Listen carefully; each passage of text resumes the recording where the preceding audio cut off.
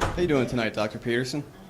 Not too Incredibly- bad. Pretty good questions so Good. far. Little on the brutal side, I might say, but I'm incredibly good. nervous to talk in front of you because you've got to be one of the most formidable people that I've ever heard of or ever listened to or ever seen. So my question is, again, you're one of the best communicators that I've ever listened to. If I could be half as good at you or at communicating as you are, I would be set. How can I teach myself to do that? practice. You know, really, well, there's a couple of things. It helps to read a lot. It really helps to write. So if you want to make yourself articulate, which is a very good idea, then not only should you read, but you should write down what you think. And if you can do that a little bit every day, 15 minutes, maybe you could steal 15 minutes and do it every day. But if you do that for 10 years, you really straighten out your thinking. If you're going to speak effectively, you have to know way more than you're talking about, you know. So this is often difficult for beginning lecturers at university because they'll do a lecture on a topic, but they only know as much as they're saying in the lecture. And they get kind of stuck to their notes because of it. But you want to know 10 times as much as you are saying in the lecture, and then you can specify a stepping path through it and elaborate with the other things that you know. But to do that, you have to do a lot of reading. But you also have to do a lot of reading because that's where the synthesizing comes.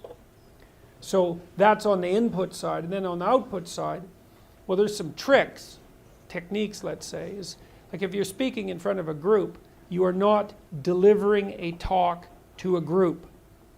That's not what you're doing. The talk isn't a packaged thing that you present to a group. There isn't a group.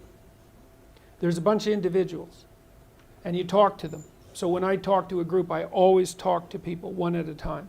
And that makes it easier too, because you know how to talk to a person. It's like, can you talk to 1,000 people? Well, probably not, because it's too intimidating. But there isn't 1,000 people there. There's 1,000 individuals. And so you just look at an individual and you say something, and you can tell if they're engaged. They look confused, or they look interested, or they look angry, or they look bored, or maybe they're asleep, in which case you look at someone else. And they give you feedback about how you're doing. And so one thing is to have something to say, yeah, but the next thing is pay attention to who you're talking to. Because unless you're very badly socialized, and that seems unlikely in your case, because you present yourself at least moderately well, and well, I mean, I don't know you very well, but on first sight, you're doing fine. So the probability that if you pay attention to the individuals that you're talking to, that your natural wealth of social skill will manifest itself is extremely high. And so you don't deliver a talk to an audience.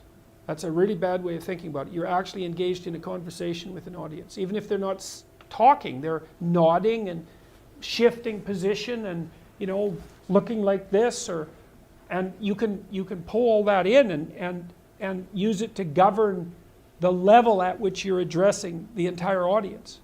So the last thing I would say is, well, having the aim to be a good communicator is a good start. And you think, well, I could buttress that to some degree.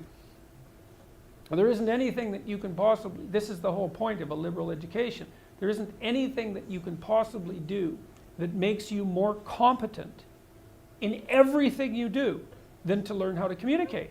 I don't care if you're going to be a carpenter. I mean, being a carpenter, by the way, is very difficult, especially if you're a good carpenter. But if you're good at communicating as a carpenter, you're like 10 times better as a carpenter. So, and this is something that the liberal arts colleges, I think, I don't know if they've forgotten it, but they don't do a very good job of marketing. It's like, well, what's the use of a bachelor's degree, a Bachelor of Arts? It's like, well, you can think, you can write, you can speak, you've read something. It's like the economic value of that is incalculable. The people that I've watched in my life who've been spectacularly successful they have skills. Clearly, that's a minimum precondition. But they're also very, very good at articulating themselves. And so whenever they negotiate, they're successful. Well, that's kind of like the definition of success in life, right? You negotiate and you're it doesn't mean you win. Because if you're a good negotiator, if you're a really good negotiator, everybody walks away from the negotiation thrilled. And so then people line up to do things with you. So, and that's all dependent on your ability to communicate. So practice. Thank you very much. Yeah.